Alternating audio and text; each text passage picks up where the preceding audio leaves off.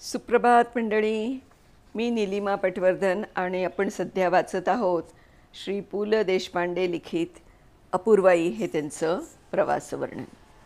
तर मागच्या भागामध्ये आपण बघितलं की ते सहकुटुंब आपल्या विमानतळावरती तर पोचले होते आणि सगळे मित्र जे ते मंडळी त्यांची होती त्यांच्या गराड्यात होते. आता पुढे बघूया काय होतं आहे. माझ्या भोवतालची ही गर्दी पाहून किंवा काय कोण जाणे, परंतु बरेचसे फोटोग्राफर आमचे फोटो घेत होते. या सगळ्या गडबडीत कोणीतरी जाऊन माझ्यासाठी VIP ची खोली उघडायला लावली. गणवेशातल्या एका अधिकाऱ्यानं मला नम्रपणे VIP च्या खोलीत चलण्याविषयी विनंती केली आणि आमचे गबाळं ध्यान त्या दिशेला निघालं. परिवाराच्या चेहऱ्यावर ज्याच्यासाठी आपण एवढं जागरण केलं आहे तो VIP निघाला याचं समाधान फुललं. माझ्या डोळ्यांपुढे अंमलदार नाटकातला प्रसंग आला. तसली काही भानगड असली आणि खरा VIP आला असता म्हणजे भलताच प्रसंग ओढवला असता. इंग्लंड रिटर्न नावाच्या मनुष्यविशेषाला सोनं चिकटायचं ते ठाऊक होतं, परंतु त्या पश्चिम पंढरीच्या वारकऱ्यालाही आधीच टिळा लागतो ही कल्पना नव्हती. मी मनातून जरा हैराणच झालो. VIP साठी खास राखून ठेवलेल्या त्या खोलीनं असली गर्दी कधीच पाहिली नसेल. आमचे पुतणे भाचे वगैरे मंडळींनी 5 मिनिटातच त्या झकपकीत खोलीला खांडक्याच्या साळीची कळा आणली. तेवढ्यात दारावरच्या एका खाकीवाल्यानं दुसऱ्या खाकीवाल्याला आजकाल कोण वाटेल ते VIP यायला लागलेत हे सांगितलेलं मी ऐकलं आणि दुसराही होगा कोई मिनिस्टर का बच्चा नाही तो जमाई असा शेरा मारून गेला. मी शक्य तितका VIP दिसण्याचा प्रयत्न करत होतो. काही पांगणाऱ्या स्नेह्यांना चेहरा मोकळा ठेवून नमस्कार करणं, लहान मुलांना हार वाटणं, अशा आठवणीतील त्या सगळ्या VIP लीला मी करून पाहिल्या. विमान काही हलू इच्छित नव्हतं. त्याचा फायदा घेऊन फोटोग्राफर मंडळींनी तेवढ्यात काचा धुवून आमचे फोटो आणले आणि ज्या मुंबई शहरात रुपयात 8 फोटो मनपसंत पोजमधील मिळतात तिथे मला केवळ VIP खोलीमुळे अवाच्या सव्वा किंमत टिचवावी लागली. एकूण 50 रुपयांची फोटो खरेदी झाली आणि खरा फोटो काढण्यासारखा चेहरा माझा झाला. हे फोटो पुढे कुठे गेले ते मात्र देव जाणे.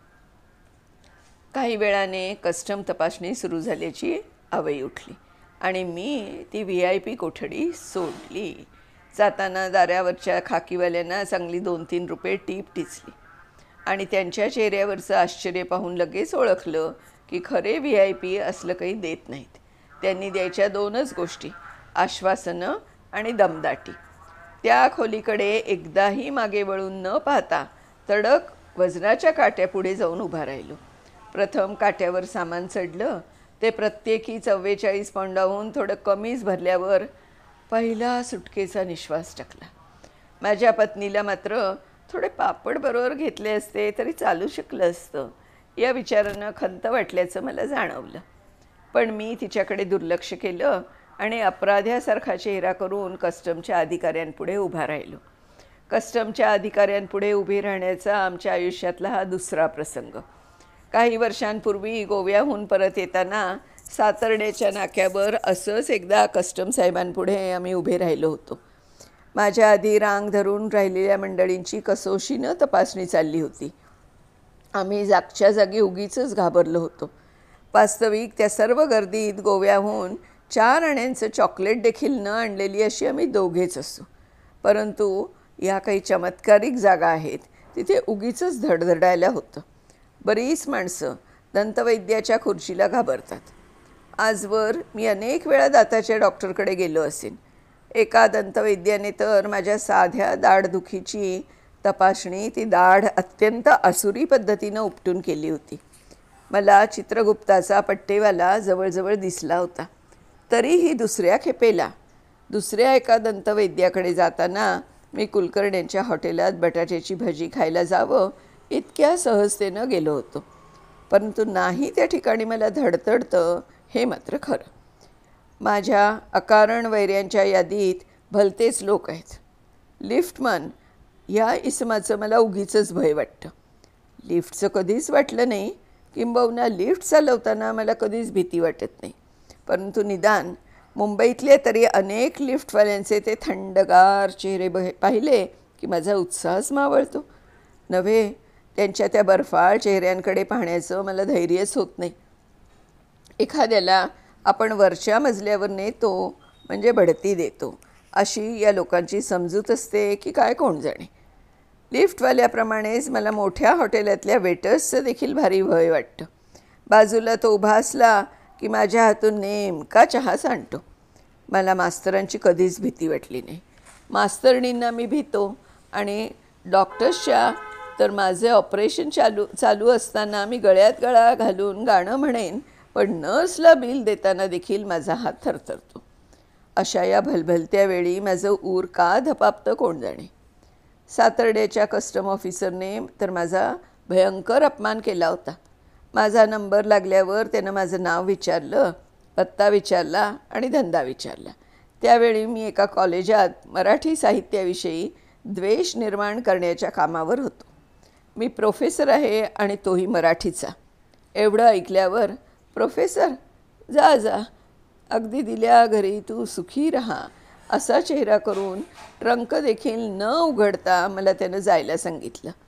दारू, सोने, सिगरेटी यापैकी काहीही चोरून आणणं अशक्य नव्हे, मला परवडणार नाही, अशा थाटात त्यानं माझी गरीब बिचारा माधुकरी असं म्हणून केलेली बोळवण मी कधीही विसरणार नाही. त्यापेक्षा त्यानं माझी कसून 2 तास तपासणी केली असती तरी मला काही वाटलं नसतं. आता हा विलायतेच्या वाटेवरला कस्टम साहेब काय करतो ते पाहू म्हणून मी त्याच्यापुढे उभा राहिलो. त्यानंही माझ्या बॅगा बघितल्या, एकदा मान करून माझ्या तोंडाकडे पाहिलं आणि बॅगांवरून खडू फिरवला.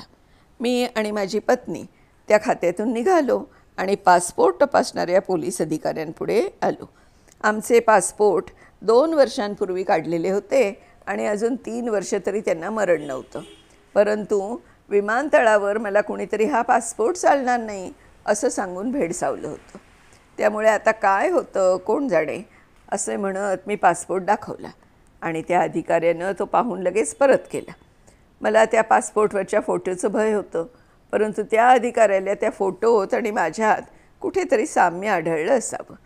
त्यानं पासपोर्ट लगेच परत दिला आणि शेवटी आरोग्याचे दाखले तपासणाऱ्या साहेबाने आमच्या दंडातून हव्या त्या सुया गेल्याची खात्री करून घेऊन आम्हाला मुक्त केलं. आता कस्टम तर त्यांनी क्लिअर केलं आहे. आता बघूया पुढे काय होतं आहे ते पुढच्या भागामध्ये मंडळी. तोपर्यंत नमस्कार. तर भेटूया उद्या.